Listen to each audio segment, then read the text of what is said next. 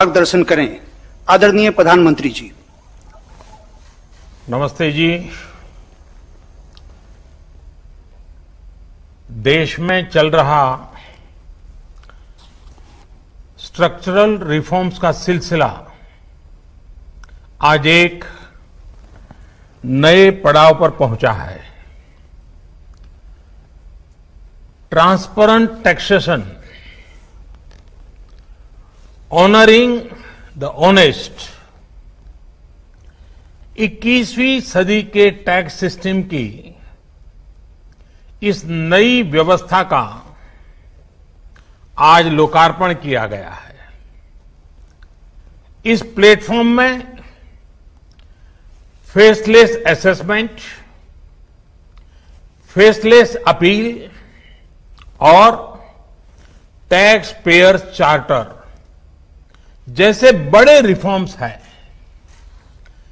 Faceless assessment और tax payer charter आज से ही लागू हो गए हैं, जबकि फेसलेस अपील की सुविधा 25 सितंबर यानी दीनदयाल उपाध्याय जी के जन्मदिन से पूरे देश भर में नागरिकों के लिए उपलब्ध हो जाएगी।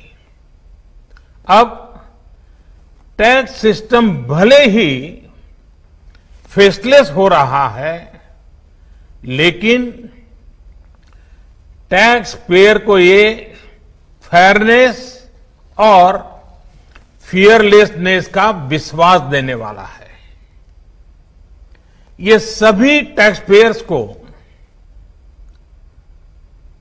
इस महत्वपूर्ण तोहफे के लिए मैं बहुत बहुत बधाई देता हूं और इनकम टैक्स विभाग के सभी अधिकारियों को, हर छोटे मोटे कर्मचारी को भी बहुत बहुत शुभकामनाएं देता हूं। साथियों, बीते 6 वर्ष में हमारा फोकस रहा है banking the unbank, securing the unsecured और फंडिंग द अनफंडेड। आज एक तरह से एक नई यात्रा शुरू हो रही है। ऑनरिंग द ऑनेस्ट, ईमानदार का सम्मान। देश का ईमानदार टैक्स पेयर राष्ट्र निर्माण में बहुत बड़ी भूमिका निभाता है। जब देश के ईमानदार टैक्स पेयर का जीवन आसान बनता है, वो आगे बढ़ता है, तो देश का भी विकास होता है, देश भी आगे बढ़ता है। साथियों, आज से शुरू हो रही नई व्यवस्थाएं, नई सुविधाएं, मिनिमम गवर्नमेंट, मैक्सिमम गवर्नेंस, इसके प्रति हमारी प्रतिबद्धता को और मजबूत करती है। ये देशवासियों के जीवन से सरकार को, सरकार के दखल को कम करने की दिशा में भी एक बड़ा कदम है। साथियों, आज हर नियम कानून को, हर पॉलिसी को प्रोसेस और पावर सेंट्रिक अप्रोच से बाहर निकालकर उसको पीपल सेंट्रिक और पब्लिक फ्रेंडली बनाने पर बल दिया जा रहा है। ये नए भारत के नए गवर्नेंस मॉडल का प्रयोग है और इसके सुखद परिणाम भी देश को मिल रहे हैं।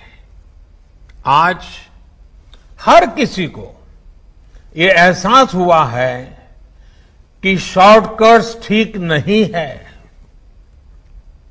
और हमारे यहां तो रेलवे स्टेशन पे लिखा जाता है, shortcut will you cut you short. गलत तौर तरीके अपनाना सही नहीं है। वो दौर अब पीछे चला गया है।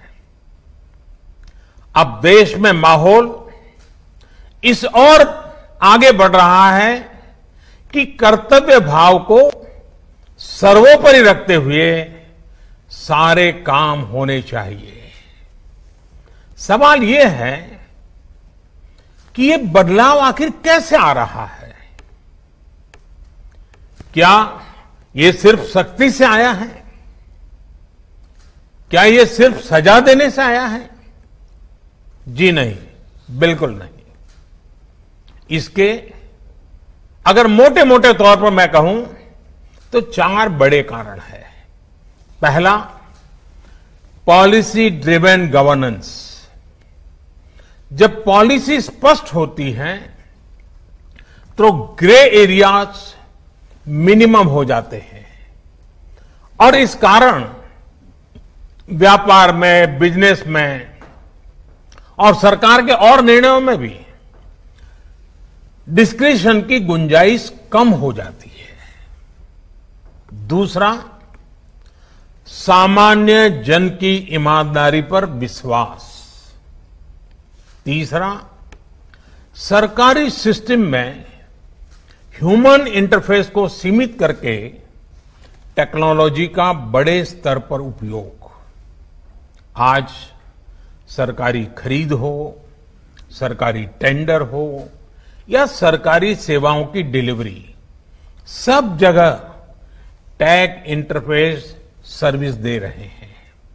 और चौथा, हमारी जो सरकारी मशीनरी है, जो ब्यूरोक्रेसी है, उसमें एफिशिएंसी, इंटीग्रिटी और सेंसिटिविटी के गुणों को रिवॉर्ड किया जा रहा है, पुरस्कृत किया जा रहा है। साथियों, एक दौर था जब हमारे यहां रिफॉर्म्स की बहुत बातें होती थी। कभी मजबूरी में कुछ फैसले लिए जाते थे, कभी दबाव में कुछ फैसले हो जाते थे, तो उन्हें रिफॉर्म कह दिया जाता था। इस कारण इच्छित परिणाम नहीं मिलते थे। अब ये सोच और अप्रोच दोनों बदल गई है। हमारे लिए रिफॉर्म का मतलब है रिफॉर्म नीति आधारित हो, टुकड़ों में नहीं हो, होलिस्टिक हो और एक रिफॉर्म दूसरे रिफॉर्म का आधार बने, नए रिफॉर्म का मार्ग बनाए। और ऐसा भी नहीं है कि एक बार रिफॉर्म करके रुक गए। ये निरंतर सतत चलने वाली प्रक्रिया है। बीते कुछ वर्षों में देश में 1,500 से ज्यादा कानूनों को समाप्त किया गया है। ईज ऑफ डूइंग बिजनेस की रैंकिंग में भारत आज से कुछ साल पहले 134वें नंबर पर था। आज भारत की रैंकिंग 63 है। रैंकिंग में इतने बड़े बदलाव के पीछे अनेकों रिफॉर्म्स हैं, अनेकों नियमों कानूनों में बड़े परिवर्तन है। रिफॉर्म्स के प्रति भारत की इसी प्रतिबद्धता को देखकर विदेशी निवेशकों का विश्वास भी भारत पर लगातार बढ़ रहा है। कोरोना के इस संकट के समय भी भारत में रिकॉर्ड एफडीआई का आना इसी का उदाहरण है। साथियों, भारत के टैक्स सिस्टम में फंडामेंटल और स्ट्रक्चरल रिफॉर्म्स की जरूरत इसलिए थी क्योंकि हमारा आज का ये सिस्टम गुलामी के कालखंड में बना और फिर धीरे धीरे इवॉल्व हुआ। आजादी के बाद इसमें यहां वहां थोड़े बहुत परिवर्तन किए गए, लेकिन लार्जली सिस्टम का कैरेक्टर, उसकी चाल चलन वही रहा। परिणाम यह हुआ कि जो टैक्स पेयर राष्ट्र निर्माण का एक मजबूत पिलर है, जो देश को गरीबी से बाहर निकालने के लिए योगदान दे रहा है, उसको कटघरे में खड़ा किया जाने लगा। इनकम टैक्स का नोटिस फरमान की तरह बन गया। देश के साथ छल करने वाले कुछ मुट्ठी भर लोगों की पहचान के लिए बहुत से लोगों को अनावश्यक परेशानी से गुजरना पड़ा। कहां तो टैक्स देने वालों की संख्या में गर्व के साथ विस्तार होना चाहिए था, और कहां गठजोड़ की, साठगांठ की व्यवस्था बन गई। इस विसंगति के बीच ब्लैक और व्हाइट का उद्योग भी फलता फूलता गया। इस व्यवस्था ने ईमानदारी से व्यापार कारोबार करने वालों को, रोजगार देने वालों को और देश की युवा शक्ति की आकांक्षाओं को प्रोत्साहित करने के बजाय कुचलने का काम किया। साथियों, जहां कॉम्प्लेक्सिटी होती है, वहां कंप्लायंस भी मुश्किल होता है। कम से कम कानून हो, जो कानून हो वो बहुत स्पष्ट हो, तो टैक्स पेयर भी खुश रहता है और देश खुशहाल होता है। बीते कुछ समय से यही काम करने की दिशा में एक के बाद एक कदम उठाए जा रहे हैं। अब जैसे दर्जनों टैक्सेस की जगह जीएसटी आ गया, रिटर्न से लेकर रिफंड की व्यवस्था को पूरी तरह से ऑनलाइन किया गया। जो नया स्लैब सिस्टम आया है, उसमें बेवजह के कागजों और दस्तावेजों को जुटाने की मजबूरी से मुक्ति मिल गई है। यही नहीं, पहले 10 लाख रुपए से ऊपर के विवादों को लेकर सरकार हाई कोर्ट और सुप्रीम कोर्ट पहुंच जाती थी। अब हाई कोर्ट में 1 करोड़ रुपए तक के और सुप्रीम कोर्ट में 2 करोड़ रुपए तक के केस की सीमा तय की गई है।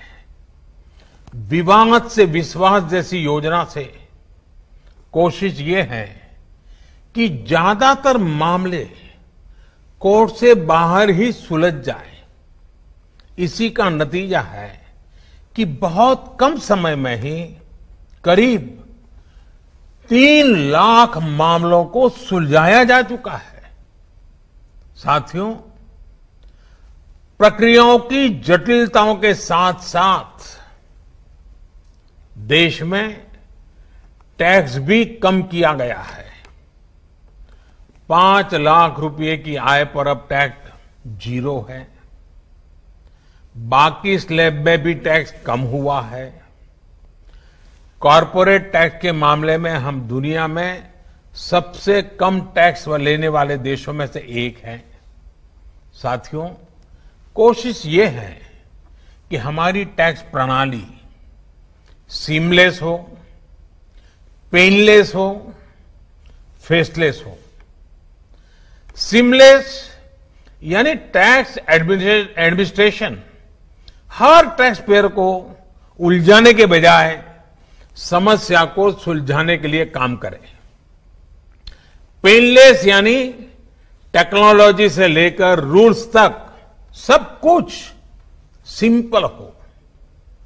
फेसलेस यानी टैक्स पेयर कौन है और टैक्स ऑफिसर कौन है, इससे मतलब ही नहीं होना चाहिए।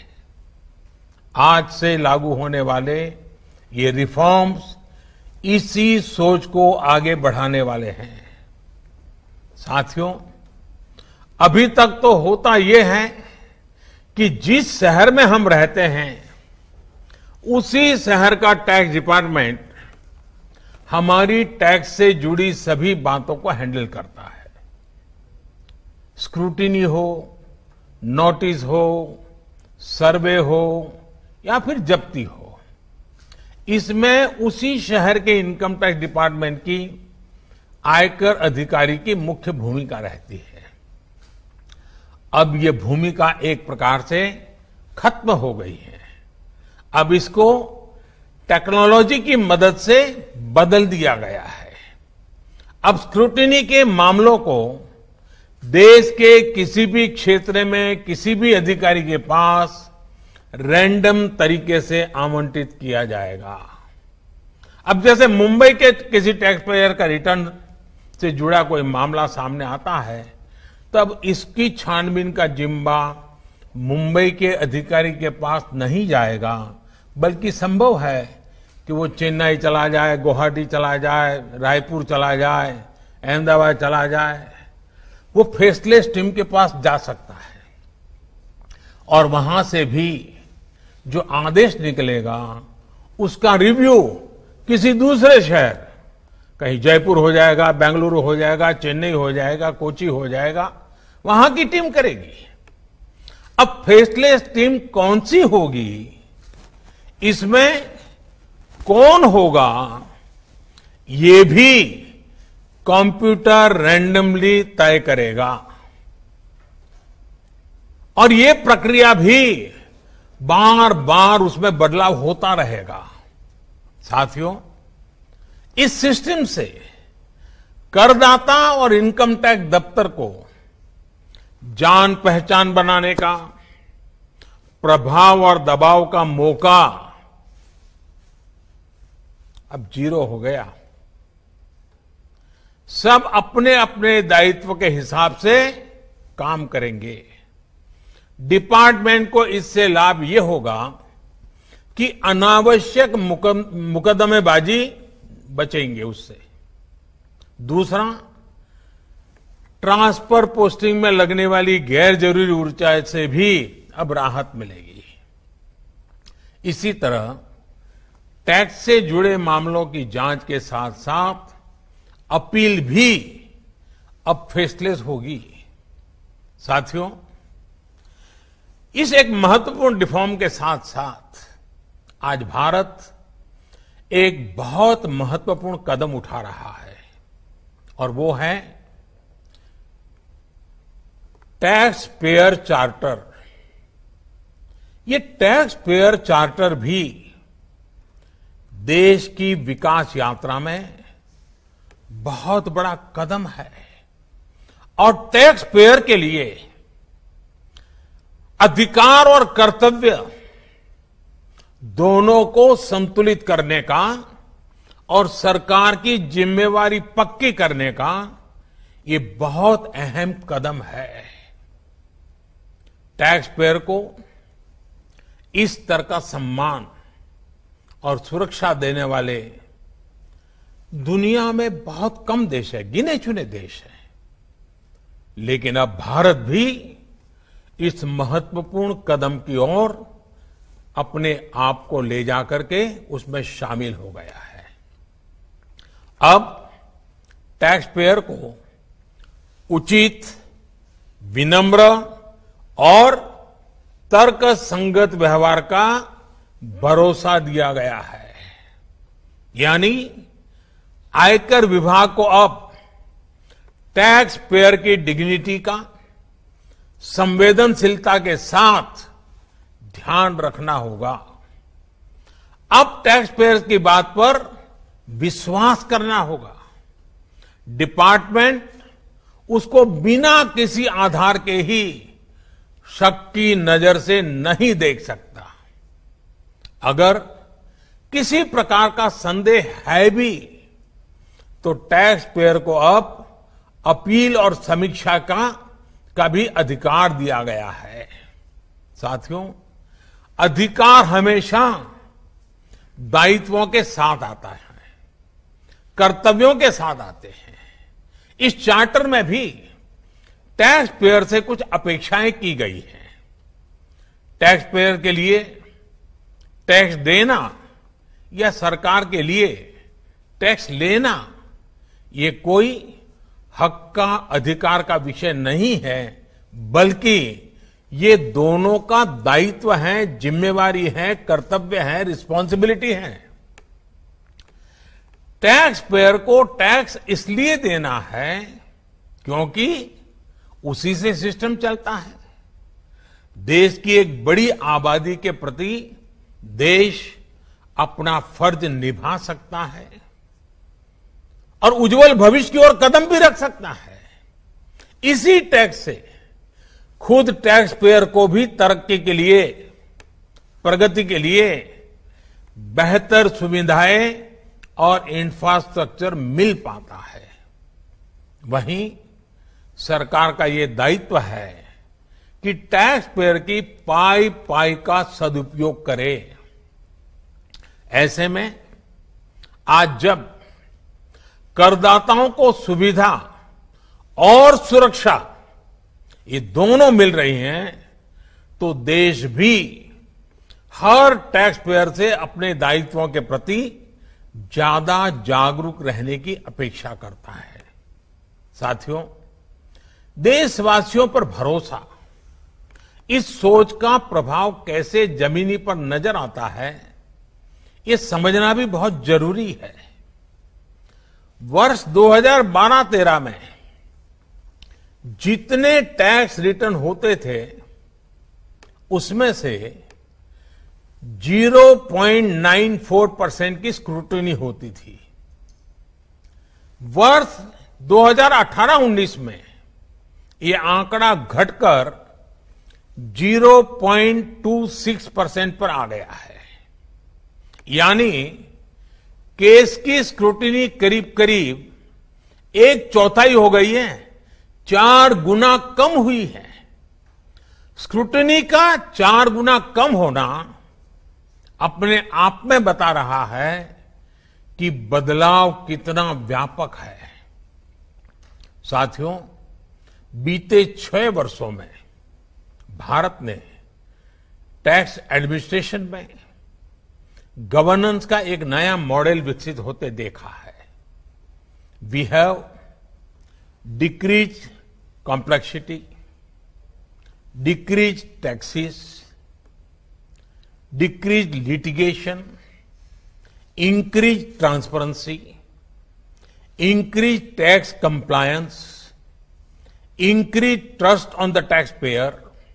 साथियों, इन सारे प्रयासों के बीच बीते 6-7 साल में इनकम टैक्स रिटर्न भरने वालों की संख्या में करीब 2.5 करोड़ की वृद्धि हुई है।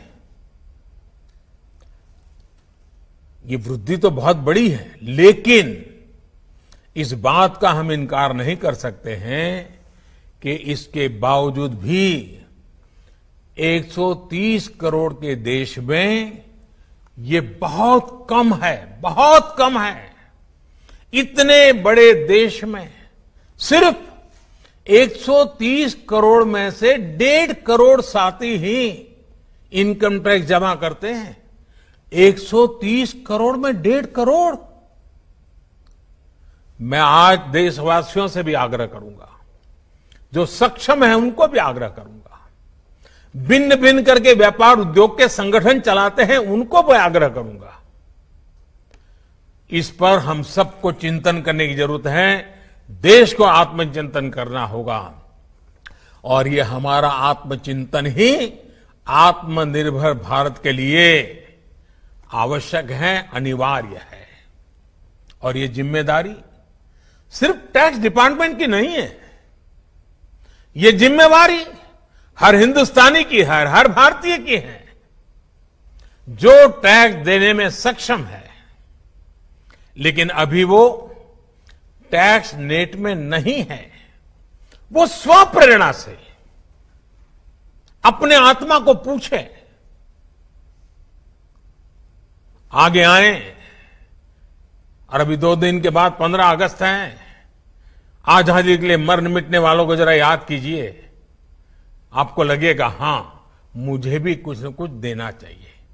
आइए विश्वास के, अधिकारों के, दायित्वों के इस महत्वपूर्ण भावना का सम्मान करते हुए, इस प्लेटफॉर्म का सम्मान करते हुए नए भारत, आत्मनिर्भर भारत के संकल्प को सिद्ध करें।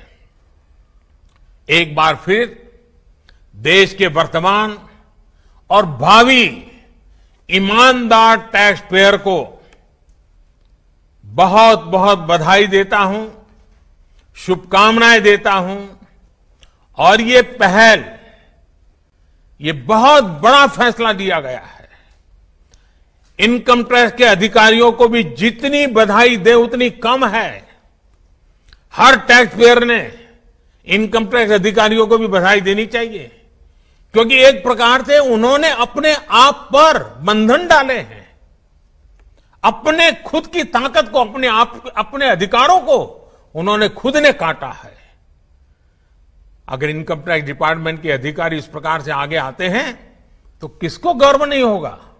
हर देशवासी को गर्व होना चाहिए। और पहले के जमाने में शायद टैक्स के कारण कुछ समस्याएं होगी, लोगों ने टैक्स देने के रास्ते पर जाना पसंद नहीं किया होगा। अब जो रास्ता बना है वो टैक्स देने की तरफ जाने का आकर्षक रास्ता बना है। और इसलिए आइए भव्य भारत के निर्माण के लिए इस व्यवस्था का लाभ भी उठाएं और इस व्यवस्था को जोड़ने के लिए आगे भी आए। मैं फिर एक बार आप सबका बहुत बहुत धन्यवाद करता हूं, अनेक अनेक शुभकामनाएं देता हूं।